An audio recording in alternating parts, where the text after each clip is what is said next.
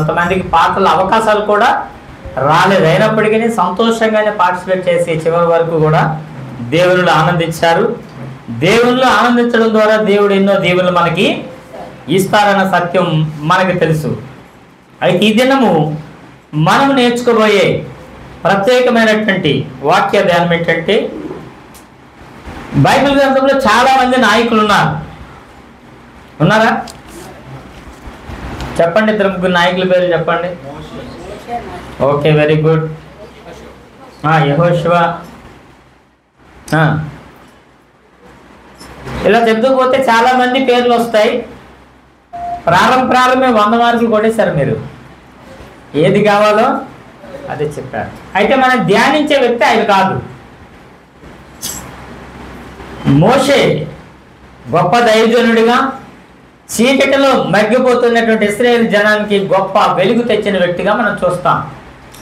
అలా తేవటానికి ఆయన సాక్రిఫైస్, ఆయన సమర్పణ జీవితం, త్యాగ జీవితం చాలా ఉంది. ధనధాన్యాలను, భోగభాగ్యాలను, అష్టైశ్వర్యాలను, సుఖ సంతోషాలను వదిలి దేవుని కోసం సమర్పించుకొని, అదే హెబ్రీ 11:24 చదువుతాం. ఏంటి? రాజకుమారునుగా, కుమార్తె యొక్క కుమారునిగా ఉండిట విడిచిపెట్టి ఆయన వదిలేసి ఎలాగైతే వచ్చారో ఆయన క్రీస్తు విషయమైన నింద గొప్ప భాగ్యమని ఎంచుకున్నారు అని మనం చూస్తాం. అలాంటి నాయకత్వ లక్షణాలు కలిగిన సమర్పణ జీవితం కలిగిన వ్యక్తిని ఫాలో అయ్యారు కొంతమంది. ఆ ఫాలో అయినటువంటి వ్యక్తులను యెహోషువ సిద్ధపరుస్తూ, మోషే సిద్ధపరుస్తూ అందరికీ కొన్ని బాధ్యతలు ఇచ్చారు. ఆయన సెలక్షన్ చేసుకున్న వ్యక్తుల యొక్క లక్షణాలు ఒక్కసారి చూద్దాం. ఒక వాక్యాన్ని చూస్తారా? నిర్గమకాండము 18వ అధ్యాయము 21వ వచనం.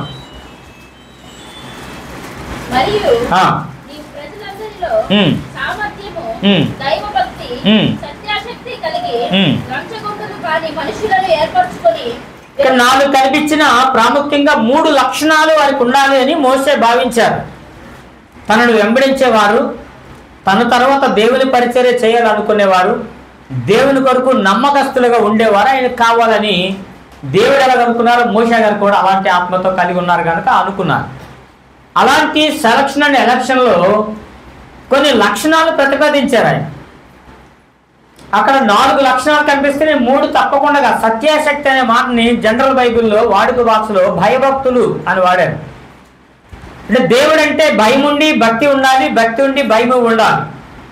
ఏదో ఒకటి ఉండేవారు వాళ్ళు మంగళవారం సొంత బ్యాచ్ అనమాట. ఎందుకని చాలా మందికి ఒక లక్షణమే కనిపిస్తుంది. దేవుడు అంటే చాలా భయం, భక్తి ఉండదు వాళ్ళకి. కొంతమంది విపరీతమైన భక్తి, కానీ భయము దేవుడు అంటే ఉండదు. భయం లేదనడానికి ఉదాహరణ ఏంటి చెప్పండి? భక్తి ఉంది కానీ భయం లేదనడానికి ఒక ఉదాహరణ చెప్పండి. ఎందుకు భయపడలేదని?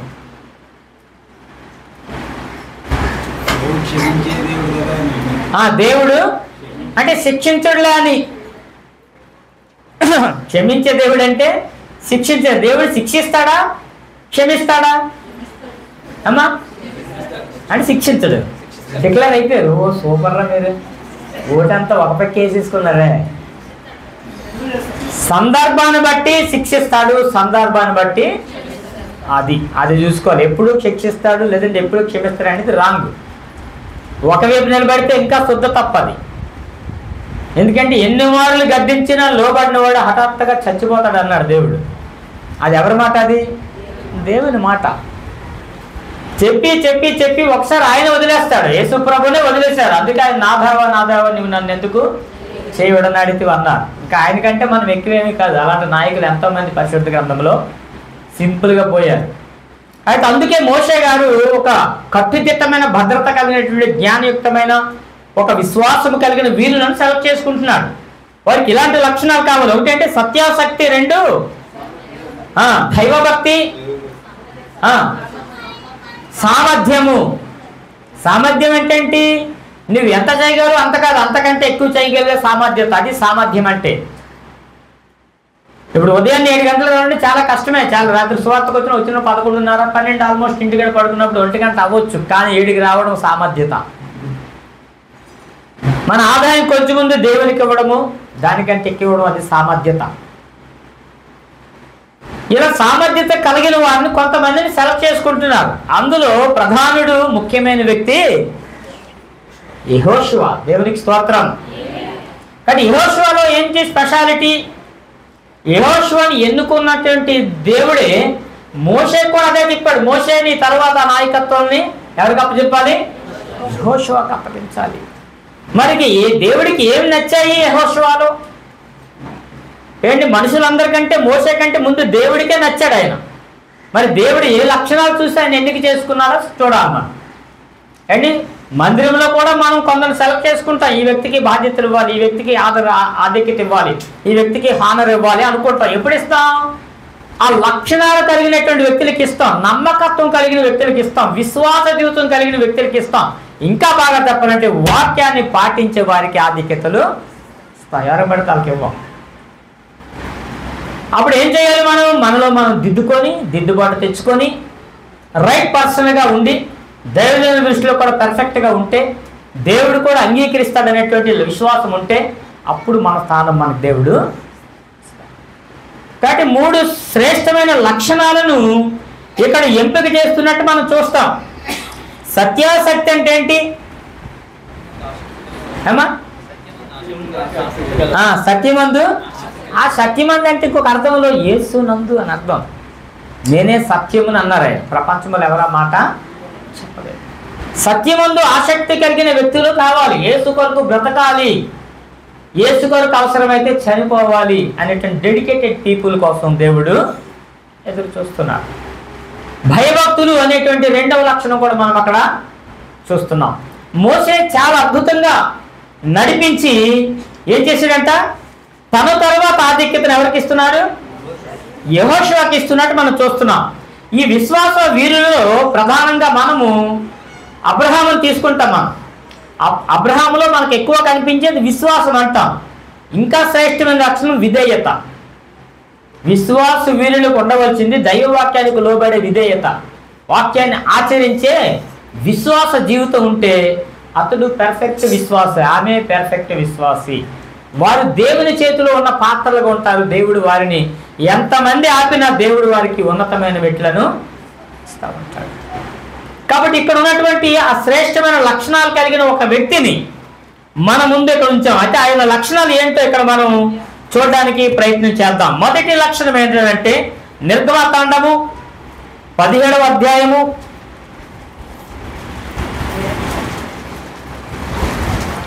'నమ్మకస్తుడై విధేయుడైన వ్యక్తి ఎవరండి? యెహోషువ. చూస్తున్నారా? 9-10 వచనాలు. మోషే యెహోషువతో మన కొరకు మనుషులను ఏర్పరిచి వారిని తీసుకొని బయలు వెళ్ళి అమాలేకీయులతో యుద్ధము చేయము. రేపు నేను దేవుని కర్రను చేత పట్టుకొని ఆ కొండ శిఖరము మీద నిలిచెదనెను. యెహోషువ మోషే తనతో చెప్పినట్లు చేసి అమాలేకీయులతో యుద్ధమాడెను. మోషే అహరోను హూరు అనువారు ఆ కొండ శిఖరం ఎక్కిరి. ఇక్కడ మనకి ఏమర్థమవుతుందంటే ఈ విషయాన్ని బట్టి మోషేకి ఒక బాధ్యతను అప్పగిస్తున్నాడు. ఎవరు? క్షమించండి, మోషే యెహోషువకి అప్పగిస్తున్నప్పుడు యెహోషువకి ఏంటి అప్పగిస్తున్నాడు? అక్కడ విందు ఎలాగుందో చూడు, ఆ టేస్ట్ చూసినా చికెన్ బిర్యానీ ఎలాగుందో, ప్రాన్ బిర్యానీ ఎలాగుందో, అసలు ఫిష్ కరెక్ట్ ఫ్రై చేశారు లేదా, అది బొమ్మిడాలో లేకపోతే కానాగడతలో, అదేం కాదు. ఏంటమ్మా? యుద్ధపు నాయకత్వం. ఇదేంటి మోషే, నువ్వు ఎక్కడుందో నన్ను పంపించమంటే ఎలాగయ్యా గురువు గారు? పోతే ఇద్దరం పోదాం, ఇద్దరం వెళ్దాం అనొచ్చు. లేకపోతే ఇంకోటి పంపించి నీ వెనకత్తలు ఉండాలి కదా, వాటర్ గీటర్ కాఫీ టీ ఇవ్వాలి కదా అనొచ్చు. తప్పించుకోవాలంటే షాపులు చెప్పొచ్చు ఎన్నో. కానీ ఏం చెప్పకుండా నాయకత్వాన్ని అప్పగించగానే నమ్మకస్తునిగా విధేయుడై దానికి పూనుకున్నాడు. అలా పూనుకున్న క్రమంలో దేవుడు అతనికి తోడై ఉండి విజయాన్ని ఇచ్చాడు. కాబట్టి వారి మీద యుద్ధం సాధించి విజయాన్ని సాధించి వచ్చి మోషేకి ఆ రిపోర్టు వచ్చాడు. కనాను దేశానికి వేగి చూడడానికి పంపించారు. ఎంతమందిని? గోత్రానికి ఒకరి చొప్పున 12 మంది వెళ్ళారు. అక్కడ ఉన్న పరిస్థితులు చూశారు. అందరూ రీబ్యాక్ అయ్యారు, వచ్చి మోషే గారికి ఆ రిపోర్ట్ ఇస్తున్నారు. 10 మంది ఒక బ్యాచ్, ఇద్దరు ఒక బ్యాచ్. ఆ 12 మందిలో 10 మంది ఏమంటున్నారు? వాళ్ళు చూస్తే అజానుభావులు, అనంత దేహులు, ఏంటి బాగా జిమ్ము పుట్టినప్పుడు చేసినట్టున్నారు, వాళ్ళ దగ్గర నిలబడడం ఇంపాసిబుల్. నేలకేసి కొట్టేస్తారు, కాలుతో నలిపేస్తారు. మనం మాత్రం వాళ్ళని జయించలేమని 10 మంది చెప్తున్నారు. బతుకుంటే ఏదో అమ్ముకొని బతకొచ్చు, కానీ ఆ యుద్ధం మనకు వద్దయ్యి, వాళ్ళ మీద కొద్దు అంటున్నారు. ఒక ఇద్దరు సపరేట్ అయ్యారు. ఏంటి ఆ ఇద్దరు వ్యక్తులు ఎవరు? యెహోషువ అండ్ కాలేబు గారు. వీళ్ళిద్దరు ఏం రిపోర్ట్ ఇస్తున్నారంటే సంఖ్యాకాండం 14:8 చూడండి. సంఖ్యాకాండం 14:8. యెహోవా మన యందు ఆనందించిన యెడల ఆ దేశంలో మనలను చేర్చి దానిని మనకిచ్చును.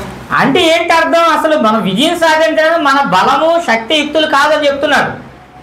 కేవలం దేవుడిని ఆనందించే లక్షణం ఉంటే చాలు నీకు విజయాన్ని ఇస్తాడు. దేవుడు నిన్ను చూసి నా కుమారుడు ఎంత నమ్మకస్తుడు, ఈ కుమార్తె ఎంత నమ్మకస్తురాలు, ఈమె కొరకు ఇతని కొరకు నేను ఏదైనా చెయ్యాలి, ఉన్న స్థితి నుంచి ఉన్నత స్థితికి నడిపించాలనే దేవునికి కలిగే మనసు వచ్చేటట్టు నీ ప్రవర్తన ఉండాలి అంటున్నాడు. 147వ కీర్తన 11వ వచనం చూడాలి. ఇలాంటి మంచి మాట కనిపిస్తుంది మనకి.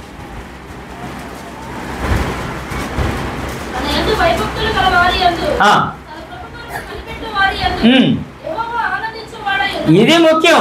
నా కండబలం, అండబలం, ధనబలం, గజబలం ఇది కాదంట. దేవుని వైపు చూసి దేవుని కృప మీద ఆధారపడి దేవుడు సహాయం చేస్తే బాగుండు, దేవుడు సహాయం ద్వారా విజయాన్ని సాధించగల విశ్వాస మనసు ఉన్నప్పుడు, దేవుడి ద్వారానే మనం ఏదైనా విడుదల పొందుతాం అనే మంచి లక్షణం, మంచి మనసు ఉన్నప్పుడు దేవుడు మన యందు ఆనందించి మనకు విజయాన్ని చేకూరుస్తాడు. మనకున్న ఏ సమస్య అయినా దాని నుంచి బయటికి రావాలంటే ఒకే మార్గం, నీ టాలెంట్ కాదంటున్నాడు, నీ సమర్పణ, దేవునికి లోబడే విధానం కావాలి అని దేవుడు కోరుకుంటున్నాడు. గనుక యెహోషువలో ఆ మంచి లక్షణం సంఖ్యాకాండం చూస్తారా? 13వ అధ్యాయం 2-3 వచనాలు. సంఖ్యాకాండం 13:2-3.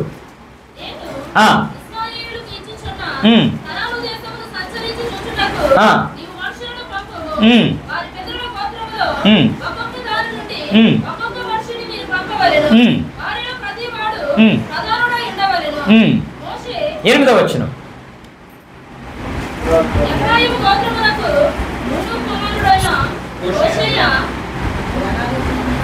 ఏమైందిరా? 8వ వచనమేనా? 13:8 సంఖ్య.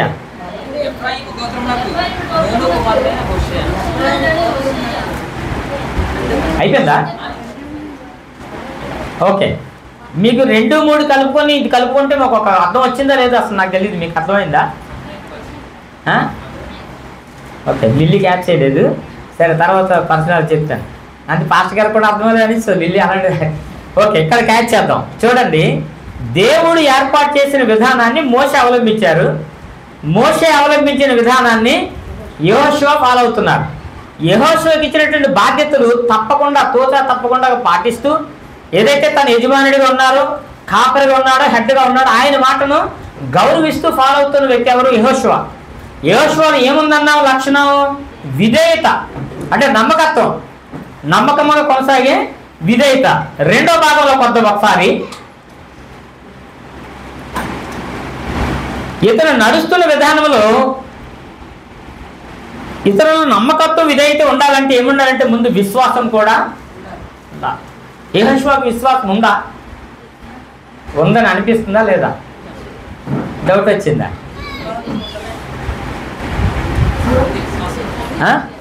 ఉంది. దేవునికి స్తోత్రం. అరే గొప్ప నాయకుడు అని డిక్లరేషన్ ఇచ్చాక ఏది ఉందా లేదంటే ఉందనే చెప్పాలి. ఇక మంచివి ఏమన్నా చెడ్డ లక్షణాలు ఉండే అవకాశం ఆయనకి లేదు. కాకపోతే అంత స్పెషల్ వన్గా సెలెక్ట్ చేయబడి నడుస్తున్నప్పుడు ఇతనికి దేవుడు ఏం చేశాడంటే ఒక వాగ్దానం ఇచ్చాడు. మోషేకి ఎలా తోడై ఉన్నానో అలా నీకును. యెహోషువ ఆరంభంలో మనకు కనిపిస్తుంది 7, 8, 9 వచనాల్లో క్లియర్గా ఉంటుంది. అతనికి ఎలా ఉన్నానో నీకును నేను. ఎందుకు అదే మాట దేవుడు వాడారంటే మోషే ఎలా నా కొరకు నమ్మకంగా జీవించాడో నీవు కూడా అలాగే నడుస్తున్నావు కనుక అతనికి చేసిన సహాయం నీకు కూడా నేను చేస్తాను. అతనితో ఎలా ఫాలో అయ్యానో రాత్రి పగలు నీతో కూడా అలాగా నీ కుడి అడమని నేనే ఉంటాను అన్నాడు. ఇలాంటి గొప్ప విషయాలు మనం వింటాం, చదువుతాం, కానీ దేవుడు మనతో ఉన్నాడన్న విషయం కూడా చాలాసార్లు మనం మర్చిపోతూ ఉంటాం. చెప్పాలంటే అది మన యొక్క బలహీనత కూడా అనుకోవచ్చు. ఈ 12 గోత్రాలు నడిపించడానికి ఒక సామర్థ్యత కావాలి. అంటే సైన్యాధిపతిగా, ఒక గొప్ప నాయకునిగా ఈ మనుషులు పంపించాలి. ఇతనికి ఏముంది? సైన్యాన్ని నడిపించే ఒక సామర్థ్యత ఉందని ఎవరు గుర్తించారంటే దేవుడు గుర్తించారు, ఇటువైపు మోషే గుర్తించారు.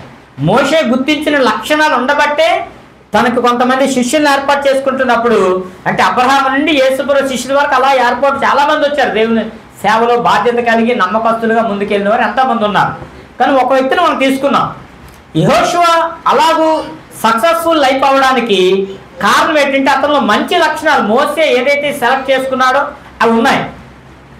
అంత మాత్రమే కాదు, మోసే సక్సెస్ అవ్వడానికి మరొక కారణం కూడా ఇక్కడ మీకు చూపించాలని నేను ఆశపడుతున్నాను. యెహోషువ మీకు రన్నింగ్ పర్సన్ కాబట్టి అతను వచ్చేస్తున్నాడు. ఒక చిన్న విషయాన్ని మీకు చూపిస్తాను.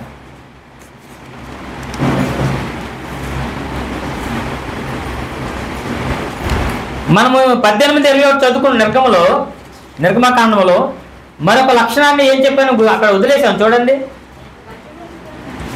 సరే, యెహోషువ రండి, మొదటి అధ్యాయం 5వ వచనం.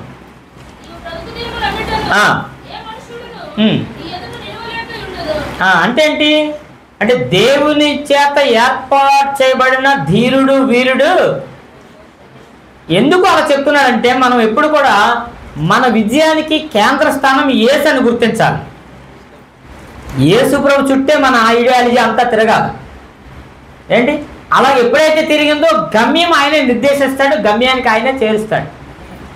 యేసు ప్రభు మీద అనుకోవాలి. యేసు ప్రభు ఎక్కడుంటే అక్కడ విజయమే. మనకు తెలుసు యేసు ప్రభు ఉన్న దగ్గర ఏముంది? స్వస్థత ఉంది, ఆదరణ ఉంది. ఏంటి జీవితం ఎలాంటి సాక్ష్యం చెప్పిందని. ఏంటి దేవుడు మాత్రం మనల్ని విడిచిపెట్టడు. ఆయన ప్రేమామయుడు, స్థిరమైన ప్రేమ ఆయనది. మనం బలహీనులమే దేవునికి దూరం అవుతాం, కానీ దేవుడు మనకి ఎప్పుడు దూరం కావడానికి ఇష్టపడడు. కాబట్టి కేంద్రముగా కలిగుండి యేసుని గురుగా కలిగుండి అడుగు వేయడం ద్వారా, అదే మనకి హెబ్రీ పత్రిక 12లో ఏం చెప్తాడు? ఎవరివైపు? యేసు వైపు చూచుచు మన ముందున్న పందిపు రంగంలో ఓపికతో.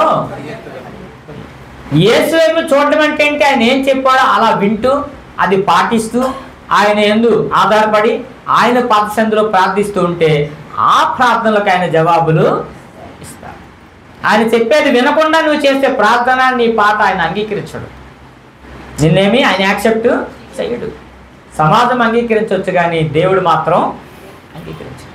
దేవుడు అంగీకరించాలంటే ఖచ్చితంగా ఆయన వాక్యాన్ని మనము ఆచరిస్తూ ముందుకు వెళ్ళాలి. మొట్టమొదటి ఇక్కడ 5వ వచనంలో ఏమంటున్నాడంటే, అంటే నా యెహోషువకు నాయకపు కేంద్రము యేసు ప్రభుగా పెట్టుకొని అడుగులు వేస్తుంటే ఇది ఒక గొప్ప ఆశీర్వాదం వచనం. దేవుడు సహాయం చేస్తుంది అతనికి. ఏం ఆశీర్వాదం అమ్మా?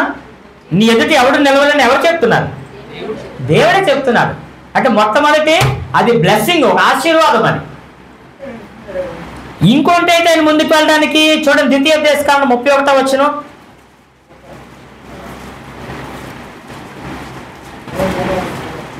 ఏడు 8 వచనాలు.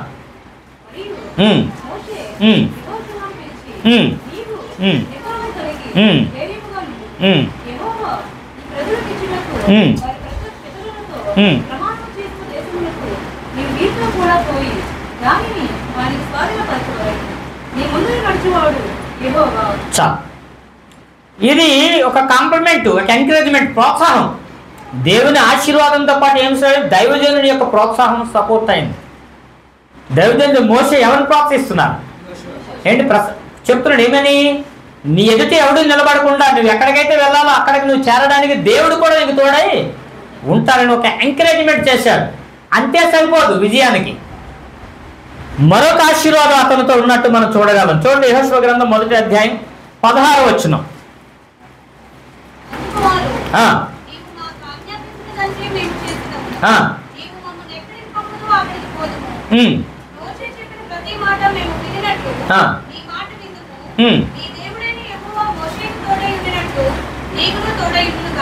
ఇదేంటి? ఇది ఎవరు చెప్తున్నారు? ప్రజలు. అంటే దేవుని ఆశీర్వాదము, దైవజనుని ప్రోత్సాహము, ప్రజల యొక్క సహాయ సహకారాలు. ఏంటి? దైవ పరిచయం చేసే వ్యక్తులకు సహకరించేవారు, ప్రోత్సహించేవారు, తన కొరకు ప్రార్థించేవారు, ఇటు ఆర్థికంగా సహకరించేవారు, మానసికంగా తోడుండేవారు కావాలి. అప్పుడు ఆ సేవ ముందుకి వెళ్తుంది. మనం ఒక భాగాన్ని తీసుకుంటాం. కాబట్టి ఇవన్నీ కూడా మనం చేస్తున్నప్పుడు మనము దేవుని పిల్లలుగా ఎంపికలోకి వస్తాం. చివరగా ఒక లక్షణం ఉంది, అది చెప్తారా మీరు? యెహోషువ సహకారం సక్సెస్ అయిపోవడానికి. దేవుడున్నాడు, దైవజనుడు ఉన్నాడు తోడుగా, ప్రజలు కూడా నిలబడ్డారు అతని పక్షంగా. 4వది వెరీ గుడ్ 24:15 ఇంట్రోజెక్ట్ కదా, దాన్ని క్యాచ్ చేస్తాడు. యెహోషువ 24:15 యెహోవాను సేవించుట మీ దృష్టికి కీడని తోచిన ఎడల మీరు ఎవరిని సేవించెదరో, నది అతరిని మీ పితరులు సేవించిన దేవతలను సేవించెదరో, అమోరీల దేశమున మీరు నివసించుచున్నారే వారి దేవతలను సేవించెదరో నేడు మీరు కోరుకొనుడి. ఎందుకు ఇలా అంటున్నాడంటే, విశ్వాసులుగా వీళ్ళు ప్రయాణం చేస్తున్న ప్రయాణంలో మోషే గారు వాళ్ళని నడిపించిన తర్వాత, నడిపిస్తున్న క్రమంలో వాళ్ళు ఏం చేసేవారు చెప్పండి? మోషే నడిపిస్తున్నప్పుడు ఇశ్రాయేలు ఏం చేసేవారమ్మా? మోషే మీద సనిగేవారు. అది బ్యాడ్ లక్షణం అనమాట, అతి చెడ్డ లక్షణం. అది ఒక దురాత్మ లక్షణం. ఏంటి ఆ రెడ్ స్టార్ పద్మాశస్సుని ఆకర్షించేస్తుంది జ్యోతమ్మ కూతురు. ఎంత గట్టిగా చెప్తున్నా చిచ్చి నాన్న పిల్ల మీద అంటుంది కదా, నా మాట కూడా ఎక్కడ ఇక్కడ బాధితేనే కొద్దిగా కొంటుంది. ఓకే మంచిది. కాబట్టి ఈ మోషే నడిపిస్తున్నప్పుడు సనుగులు గనుగులు ఉండేవి కదా. యెహోషువ ఎంటర్ అయిన తర్వాత ఆ సనుగులు మానేశారు, విశ్వాసంలోకి వచ్చేసారు, భక్తి సాధన చేశారు, చాలా నమ్మకంగా వెళ్తున్నారు. వాళ్ళకి కదా స్టేట్మెంట్ ఇస్తున్నారు, మీతో కూడా ఉంటామయ్యా, దేవుడు నీతో ఉంటాడు, మేము ప్రార్థన చేస్తాం, సహకరిస్తామని మంచి చెప్తున్నారు. అంటే ఇప్పుడు దేవుని ఆశీర్వాదము, నా దైవజనుడి ప్రోత్సాహము, ప్రజల ప్రోత్సాహము, అంటే ఎక్కడ కూడా కించపరిచేది కానీ అవమానించేది కానీ సనిగేది కానీ లేదు. మనం సనుగుతుంటే వేస్ట్ కదా. ఒకసారి ఒక గొప్ప దైవజనుడు చనిపోయారు, చాలా భక్తి కలిగిన దైవజనుడు చనిపోయారంట. చరిత్రలో జరిగిన సంగతి ఇది, రియల్ హిస్టరీ. తాడేపల్లిగూడెం చనిపోతే, ఆ చనిపోయిన తర్వాత ఆ నెక్స్ట్ డే స్మారక కూడి పెట్టారు, జ్ఞాపకార్థ కూడికిలా పెట్టేసి గొప్ప దైవజనుడిని పిలిచారు స్పీకర్గా. అయితే పిలిస్తే అతను బ్యానర్ ఫోటోలు బాగా ఉండదు కదా మరుసటి రోజు కాబట్టి, ఆపేసి నడుపుతుండేటప్పుడు సంఘంలో కొంతమంది పెద్దలు ఎవరైతే కొద్ది బాధ్యతయుతంగా ఉంటారో అలాంటి వారు ఆ దైవజనుని గూర్చి గొప్ప గొప్ప ప్రశంసలు చెప్తున్నారంట. చాలా ప్రార్థనాపరుడు, గొప్ప జ్ఞాని, గొప్ప వక్త, ఎన్నో సభల్లో మాట్లాడిన వ్యక్తి, మేమందరం నిలబడ్డంటే ఆయనే కారణం, ఇవన్నీ చెప్తున్నారు. అందరూ చాలామంది చెప్పారు. అప్పుడు వాక్యం చెప్పే దైవజనునికి ఇచ్చారు, వాక్యోపదేశకులు ఎవరున్నారు ఆయనకి ఇచ్చారు. ఆయన ఇంతమంది మీరు ఇంతగా చెప్పారు కదా, చర్చి ఫుల్ఫిల్ అయిపోయింది అనమాట, నిండిపోయింది మొత్తం. ఈయన చనిపోకముందు ఆదివారం మీరు అందరూ చర్చకు వచ్చారు అన్నారంట.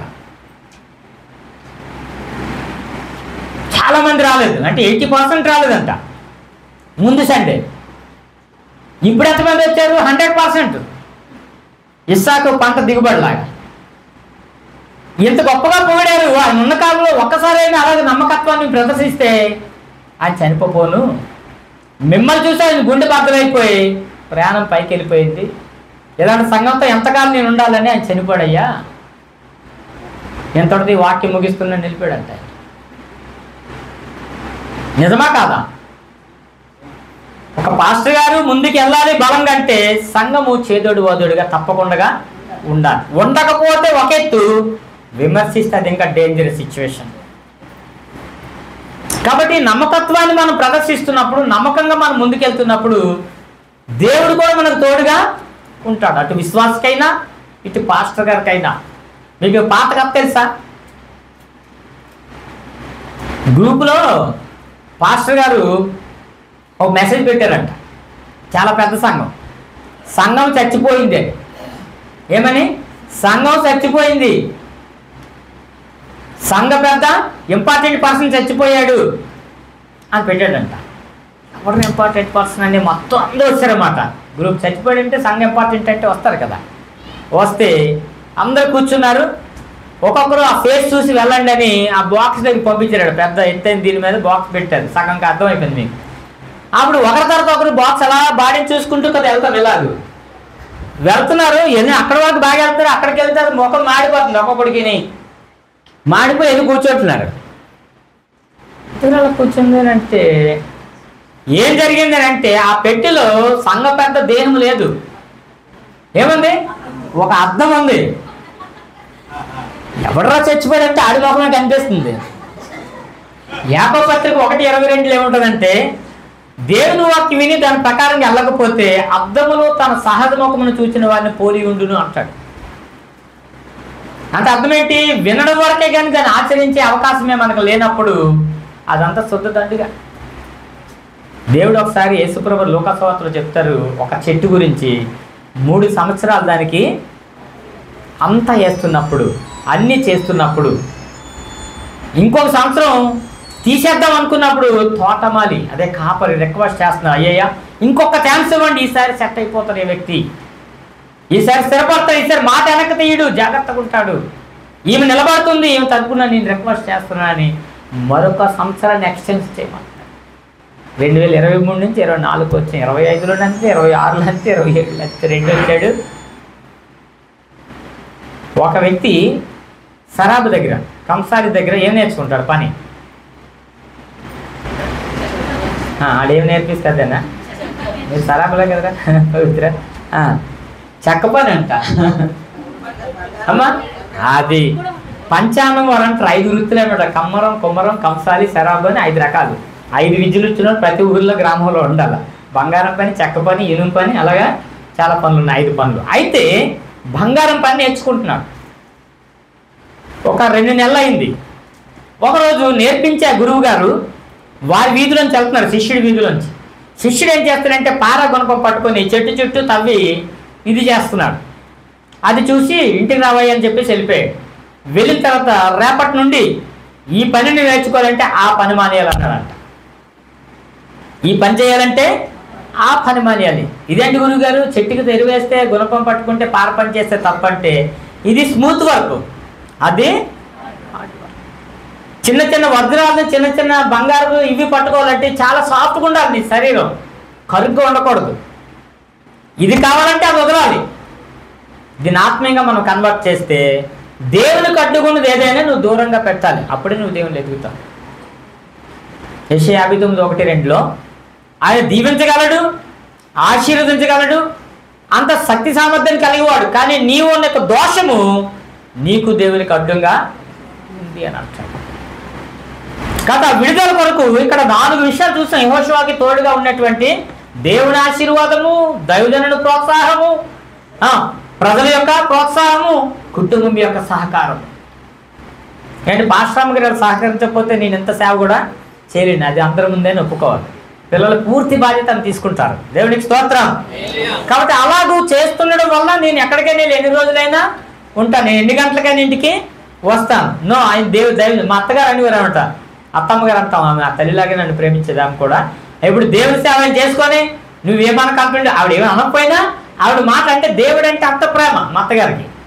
ఎందుకంటే దేవుని ద్వారానే ఆమె భర్త ఈ పిల్లలు చిన్నగా ఉన్నప్పుడు చనిపోతే దేవుని నమ్ముకోవడం కొత్త అనమాట. ఆ ప్రార్థన ద్వారా ఆయన పెంచారు, 4 బిడ్డలను దేవుడు దీవించారు. దేవునికి స్తోత్రం. కానీ ఎందుకనంటే ప్రార్థన, దేవుని మీద అనుకునే విధానం, దేవుని కొరకు నమ్మకంగా. అందులో ప్రధానంగా ఆమెని మంచి లక్షణాలు ఏంటో తెలుసా? 2 రూపాయలు వాళ్ళ తమ్ముడు అన్నయ్య ఆయన ఇస్తే అందులో దశంభాగం అంతా 2 రూపాయలు, 20 పైసలు, 10 పైసలు కూడా తీసి సైని చెప్పారా? నీకు ఆ సాక్ష్యం విన్నావా? ఓకే, నిన్న సువార్తకి వెళ్తున్నాం అంటే ఎంత ఇచ్చావు రాజ్కుమార్? 1000 రూపీస్ నీ స్పాన్సర్ చేయాలి సువార్త కన్నాను. రాజ్కుమార్తో 1000 తెచ్చాడు. ఎలా తెచ్చాడు? వాళ్ళ మాయ అమ్మ ఎక్కడో తెచ్చాడు మొత్తానికి. ఇది ఫస్ట్ స్పాన్సర్షిప్కి. ఎప్పుడు ప్రతి నెల నువ్వు అయితే పాకెట్ మనీ దాచుకుంటాడు డాడీ అంటున్నాడు. ఓకే, అలా ఉన్నవాడు. దేవునికి ఇవ్వడంలో ముందుంటే దేవుడు ఇవ్వడంలో ఇంకా ముందుంటాడు. మా అత్తయ్య గారు ఆ 10 పైసలు తీయడంలోనే ఎంత పెతకెళ్ళిందంటే ఇప్పుడు 2 కోట్ల ఇల్లు. వాటాల గురించి కాదు, మామూలు చెప్తున్నాను. రామా ట్యాక్సీలు దేవుడు అంతగా బలపరిచాడు. ఆమెతో ఉన్న కుటుంబాలన్నిటికంటే దేవుడు దీవెనకరంగా ఫ్యామిలీస్ని ఇచ్చాడు. ఎంతోమంది వదులుకొని ఆ ఫ్యామిలీస్ అంతా కూడా ఒక సామాన్యంగా అంటే స్లమ్ ఏరియా ఆ రోజులకి రామటాక్స్. కానీ అక్కడి నుంచి వేరే ప్రత్యేకమైన స్థలంలో రామటాక్స్ డౌన్లో వారి ఇల్లు ఉండడం, సపరేట్గా పిల్లల్ని పెంచడం క్రమశిక్షణలో. మా పిల్లలను కూడా ఎక్కువగా మా అత్తగారే స్కూల్కి అన్నీ తీసుకెళ్ళడం. ప్రతిదీ ప్రార్థనే, పడుకోబోతే ప్రార్థన, 10 దిన నూనె ప్రార్థన. ఈ విశ్వాసమే ఆ కుటుంబాల మీద దీవెనగా దేవుడు ఇచ్చాడు. యెహోషువ దేవుని ఎడల నమ్మకత్వం ఉండి, దైవజనుడి గురువు పట్ల నమ్మకం ఉండి, ప్రజల పట్ల బాధ్యత కలిగి అడుగులు వేస్తుంటే దేవుడు ఇప్పుడు నేనును నా ఇంటి వారిని ఎందుకు అన్నాడంటే, ఆయన ఇటట్టుకున్న విశ్వాసాలు కొందరు ఉన్నారు. వారు అది చూసి తెలుసుకోవాలి. నా కుటుంబం ఎలాగ వెళ్తున్నామో, మీరు కూడా నన్ను ఫాలో అవుతూ దేవుణ్ణి వెంబడించాలి, కుటుంబం అంతా దేవునిలోనే సాగాలి, అందరూ నమ్మకస్తులుగా ఉండాలి అనేది యెహోషువ ఉద్దేశం. దానికోసమే ఆ కార్యాన్ని అతను చేస్తున్నాడు. అంటే మనం ఏం చేస్తామో అది నిలిచేదిగా. సర్ ఆర్థర్ కాటన్ దొర గారు ఏం చేశారు? 1803లో ధవళేశ్వరం ధర ఆంధ్రకథ కట్టారు. అది ఎప్పటికీ నిలిచే ఉంది. దాన్ని బ్రిటిష్ వాళ్ళు అంగీకరించలేదంట. ఎందుకని కట్టారు? ఆ ప్రాంత ప్రజల యొక్క భూములు సస్యశ్యామలంగా ఉండాలని. ఆంధ్ర అంటే అన్నపూర్ణ అంటారు, అన్నం పెట్టేది ఉంటుందని, ధాన్యం పండాలని. అది ఎప్పుడైతే పెట్టారో నీళ్లు స్టోరేజ్ అయ్యాయి అనమాట. ఆ గ్యారేజ్ కట్టడం వల్ల ఆ వాటర్ ద్వారా బంగారం అయిపోయింది. బే ఆఫ్ బెంగాల్ అంటారు దాన్ని. ఈస్ట్ వెస్ట్ వాళ్ళు ఏదైతే పూజిస్తారో దైవ ఫోటోలు పెడతారో ఆ ఫోటోలతో పాటు సర్ ఆర్థర్ కాటన్ దొర గారి ఫోటో ఉంటుంది అక్కడ. దేవునికి స్తోత్రం. ఎంత ఉన్నతమైన ఉద్దేశం, స్థిరంగా నిలబడింది. నెల్సన్ మండేలా తెలుసా? ఆఫ్రికా దేశం కోసం ఫైట్ చేసిన వ్యక్తి. ఏంటి, జైల్లోనే తన జీవితం గడిచింది. ఇటు గాంధీ గారు జైలుకి వెళ్ళినట్టు అక్కడ ఆయన వెళ్ళారు. సౌత్ ఆఫ్రికా అంటే నీగ్రోస్ని గొర్రెల మేకలు అమ్మేసినట్టు అమ్మేస్తుండేవారు. తన జాతి కోసం నిలబడ్డాడు ఆయన. నిలబడి ఆ ప్రజల కొరకు ఫైట్ చేసి సక్సెస్ అయ్యాడు. తర్వాత ఒకరోజు నిద్రించాడు.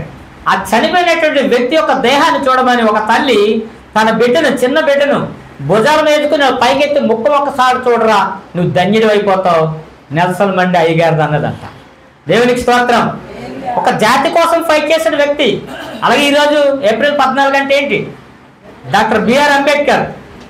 ఏంటి, రామ్జీ సత్కల్ భీమాబాయి 14వ సంతానం వాళ్ళ కుటుంబంలో.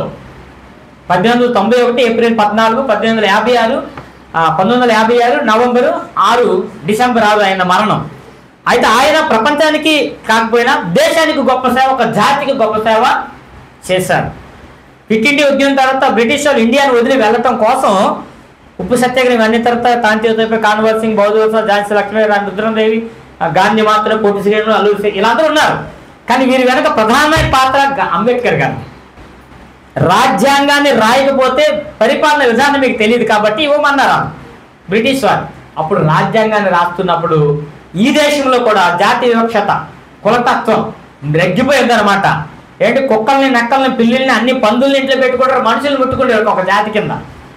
ఎస్సీ అనేటువంటి, ఎస్టీ అనేటువంటి జాతిని వేరు చేసి అంటుకోదు, ముట్టకూడదు, గుడిలోకి రాకూడదు, బడిలోకి రాకూడదు, అన్ని రిస్ట్రిక్షన్స్ అవన్నీ కూడా ఓవర్టేక్ చేయడానికి రాజ్యాంగంలో కొంత రిజర్వేషన్. అయినా రిజర్వేషన్ ఇస్తేనే రాజ్యాంగ రాష్ట్రం లేకపోతే గెటౌట్ అంటే గాంధీ మాత్రం ఒప్పుకోలేదు. సత్యాగ్రహం చేశాడు. నేను నిరాహార దీక్ష చేస్తాను, ఆహారం తిని కూడా చచ్చిపోతానని కూర్చున్నాడు. అంబేద్కర్ కనుకరించలేదు. జవహర్లాల్ నెహ్రూ వీళ్ళందరూ కూడా వచ్చి రిక్వెస్ట్ చేశారు భార్య దగ్గర, అమ్మ కొద్ది చెప్పమ్మ మీ ఆయన గారికి అని. ఆ తర్వాత అంబేద్కర్కి చెప్పారు, నేను ఒక్కరి ప్రాణం కోసం ఆశిస్తే అనేక ప్రాణాల తర్వాత నాశనం అయిపోతాయి. చచ్చినాడు, చచ్చేసాన్ని గాంధీ గారు చనిపోతే నాకు అనవసరం అని నిలబడిపోయాడు. లేకపోతే అప్పుడు రిక్వెస్ట్ చేసి ఒక కమిట్మెంట్కి వచ్చారు. ఏంటి, రిజర్వేషన్ దగ్గర కొద్దిగా మిగతాదంతా ఓపెన్ కాంపిటీషన్లో వారు సాధించుకోవాలని రాసి దానికి ఒప్పుకొని అలా రాస్తే ఈ రోజుని దళితుల్లో కూడా కలెక్టర్లు ఉన్నారు, కమిషనర్లు ఉన్నారు, సీఎంలు ఉన్నారు, పిఎంలు ఉన్నారు, ఏంటి అంతా ఉన్నారు. కానీ చూడండి, ఎప్పటికీ దేశంలో కులతత్వం పాలడానికి 2 ప్రధానమైన రోజులు ఈ మధ్య కాలంలో జరిగాయి. మన రాష్ట్ర ప్రధాన పౌరురాలు ఎవరండి?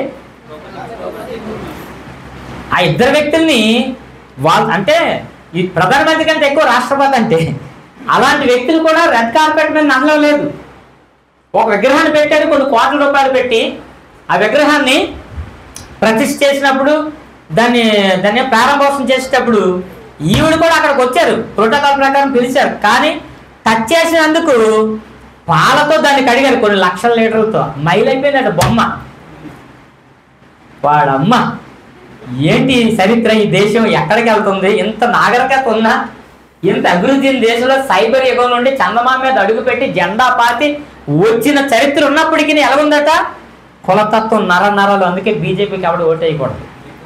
ఇంకెవరికైనా వేసుకోండి, బాబుకి వేయండి, జాబుకి వేయండి, అందకేయండి, ఎవరికి వేయండి, పవన్కి వేయండి, తగ్గేది లేదని వేసుకోండి. కానీ బీజేపీకి మాత్రం అది రక్త పిశాచి, ఒక మత సంబంధమైన పార్టీ అది. కాబట్టి ఖచ్చితంగా మనము ఈ తత్వాన్ని ఓవర్టేక్ చేయాలి. అంటరానితనం, అమానుషమని పాఠ్య పుస్తకాల్లో రాస్తుంది వెనకత్తలు గవర్నమెంట్ ఉత్తిదే.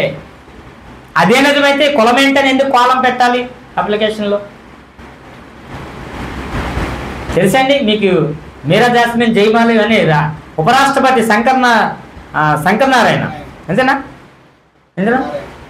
శంకరనారాయణ గారు ఉపరాష్ట్రపతి చేసి రాష్ట్రపతి అయ్యారు. తర్వాత అతను తిరువనంతపురం యూనివర్సిటీలో ఫస్ట్ క్లాస్లో పాస్ అయ్యాడు.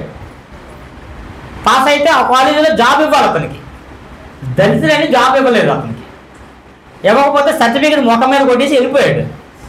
ఎస్సీ కూడా ఇక్కడ ఉండడం అవన్నీ ముట్టుకోవడం అని వెళ్ళిపోతే కొన్నాళ్ళకి అతను ఉపరాష్ట్రపతి హోదాలో సెనెట్ హాల్లో అక్కడే ఒక మీటింగ్కి ఆహ్వానించబడ్డాడు ప్రోటోకాల్ ప్రకారం. అప్పుడు అందరు గడగడలాడుతారు, కొందరు పోయినా కొందరు ఉన్నారు బతికే. ఇతను అవమానపరచడం, దళితులని తక్కువ చేతని మనం కాబట్టి ఇప్పుడు మనల్ని చూసి మనకి ఏ పనిష్మెంట్ ఇస్తాడో, చిన్న లోపాన్ని చూసి పోలీసు చూడండి మనకు ఆటో గీటోకి బండి ఆగినప్పుడు ఏదో కారణంతో కేసు రాసేయగలరు. ఓవర్ స్పీడ్ అనో, మీటర్ చూపించట్లేదనో, సీ బుక్ లేదనో, లైసెన్స్ లేదనో, హెల్మెట్ లేదనో, కాకి చొక్కా లేదనో, ఏదోటి బ్రేక్ కరెక్ట్గా పట్టలేదనో రాస్తాడు ఏంటి. కానీ ఇక్కడ ఉపరాష్ట్రపతి గారు అధికారం ఉంది. అప్పుడు అలా ఏం చేశారంటే వెండి కంచంలో ఆ డిగ్రీ సర్టిఫికేట్ తీసుకొచ్చి పాస్ అయింది ఇస్తున్నారు, గోల్డెన్ అంచేసి. ఇస్తే కూడా తీసుకోలేదు ఆయన, తీసుకోలేదు. నాకెందుకు, సామాన్యమైన మానవుడు మీకు గుర్తించినప్పుడు ఇది నాకెందుకు అనేసి అది కూడా వదిలేశారు. అంటే ఈ దేశం ఎక్కడికి వెళ్తుంది? దేశం అలాగుందండి. ఇప్పటికి పల్లెటూరులో చాలా పట్టింపులు ఉన్నాయి. మనం ఏంటంటే సిటీలో ఉంటున్నాం కాబట్టి అన్నదమ్ములు అక్కడి అది కూడా దేవుడిని నమ్మాం కాబట్టి ఒక ఇంట్లో ఒకరు తింటాం, ఒక ఇంట్లో కంచాలు ఉంటాం. కానీ కొన్ని దగ్గరలో చిన్న తత్వాలు పెళ్ళిళ్ళ దగ్గర చాలామంది వేరియేషన్ చూపిస్తూ ఉంటారు. అది చాలా ప్రమాదం. ఆత్మీయతని చూడాలి కానీ కులతత్వాన్ని మనం చూసామా చాలా ప్రమాదంలో పడిపోతాం. ముఖ్యంగా మనకి ఎవరికి విరోధం అయిపోతామంటే దేవునికి. నువ్వు ఆదాము అవ్వల పిల్లలు కాదని అర్థం వస్తుంది. ఎందుకంటే భూమి మీద మొదటి మానవుడు ఎవరు? ఆదాం. తన నుంచి ప్రపంచంలో ఎంతమంది ఉన్నా వచ్చిన వారు మన పరిస్థితుల రీత్యా, వృత్తుల రీత్యా అలా కులాలను తీసుకొచ్చారు. డాక్టర్ అంబేద్కర్ ఈరోజు ఆయన పుట్టినరోజు కదా ఏంటి ఎంతో ఘనముగా ప్రపంచంలో మన దేశంలో కంటే ప్రపంచంలో కొన్ని వేల విగ్రహాలు ఉండండి ఆయనవి. అంబేద్కర్ జగనన్న గారు మొన్న ఎక్కడ విగ్రహం పెట్టారని విన్నాను. పెట్టారా? ఎక్కడ ఓపెన్ విజయవాడలో చాలా పెద్ద విగ్రహం పెట్టారని విన్నాను. దానికి ఎన్ని గొడవలు అయ్యాయి. ఓ దళితుడికి అంత డబ్బు ఖర్చు పెట్టదు అనేసి. ఏంటో దళితులందరూ ఆయన కొద్దిగా సపోర్ట్ చేశారు. మరి దళితుడికి ఆయన న్యాయం చేయలేదు. వారి తరపు సోషల్ వెల్ఫేర్ ఫండ్ అంతా కూడా ఎస్ఐ కార్పొరేషన్ ఉంది, ఇంకో దానికి డైవర్ట్ చేశాడు. అది ఉంది. అయినప్పటికీ ఆయన ఒక కంకణం కట్టుకుని దేశ ఔన్నత్యతకు ప్రపంచ ప్రసిద్ధిగాంచిన డాక్టర్ అంబేద్కర్ని మనం గుర్తించాలి. భారతరత్న ఇచ్చినప్పుడు ఆయనకు బిరుదిస్తే దానికి ఎంతమంది పెద్ద స్ట్రైకులు ధర్నాలు. కాబట్టి అలాంటి ఉన్నతమైన లక్షణాలు కలిగిన వారి దేవుడు ఈ దేశంలో పుట్టించడం. ఇక్కడ ఎందుకు చెప్తున్నానంటే అంబేద్కర్ గారు కానీ, అల్లూరి సీతారాములు కానీ, ఝాన్సీ లక్ష్మీబాయి కానీ, నెల్సన్ మండేలా కానీ, ఆవిడ అబ్రహాం లింకన్ కానీ వీళ్ళంతా కూడా ఫైట్ చేశారు. కానీ ఒక జాతి కోసం, ఒక దేశం కోసం, ప్రపంచ మానవాళికే త్యాగమైన ఒకే ఒక వ్యక్తి ప్రభు అయిన యేసుక్రీస్తు. దేవునికి స్తోత్రం. ఆయనకి వీరని, వారని, నాదని, నీదని అందరూ ఆయన పిల్లలే. ప్రయాసపడి భారం మోయిచున్నా అంటే వాళ్ళు సమస్త జనులారా నా వద్దకు రండి, నేను మీకు ఎంత ఒక్క వాక్యం చదువుకొని ముగించుకుందాం ప్రియులారా. యెహోషువ నాయకత్వం వారిలో ఎలా పనిచేసిందో అన్న సంగతి చూస్తే మనం ఆశ్చర్యపోతాం. చూడండి యెహోషువ 24:31. యెహోషువ 24:31.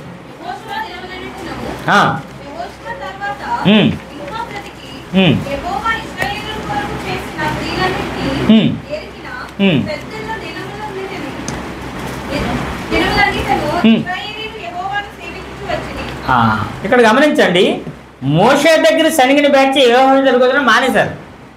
వాళ్ళకి ఒక మాదిరి కనపరిచాడు ఈయన. ఆ నెక్స్ట్ స్టెప్ యెహోషువ చనిపోయారు, ప్రభు దగ్గరికి వెళ్ళిపోయారు పరలోకం.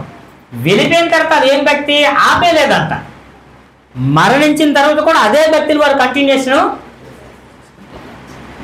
అలా చేశారంటే దానికి ప్రధాన వ్యక్తి యెహోషువనే. దేవుడికి పరోక్షంగా ఉండొచ్చు, ప్రత్యక్షంగా యెహోషువ తన అంత డిసిప్లైన్లో, ఒక క్రమశిక్షణలో, ఒక యాటిట్యూడ్ కలిగిన వ్యక్తులుగా నడిపించాడు అని అర్థం. చనిపోయిన తర్వాత ఇంకెందుకు మనం నాయకులు లేడు అనుకోవచ్చు కదా. మోషే పైకి వెళ్ళిపోయినప్పుడు అందరూ కూడా నందిని చేసుకొని పూజలో పడ్డారు పందిలాగా. ఒకడే నిలబడ్డాడు అక్కడ మోషే గురించి. ఎవరు? యెహోషువ గారే.